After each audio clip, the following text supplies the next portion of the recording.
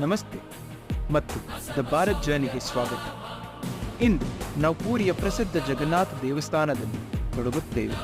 ಇಲ್ಲಿ ಐಕ್ಯ ದೇವಸ್ಥಾನದ ರೋಚಕ ಸಂಗತಿಗಳನ್ನು ತಿಳಿಯೋಣ. ನೀವು ತಿಳಿದಿದ್ದೀರಾ, ಜಗನ್ನಾಥ ದೇವಸ್ಥಾನ ಭಾರತದ ಚಾರುಧಾಮ ಯಾತ್ರೆಯಲ್ಲೊಂದು.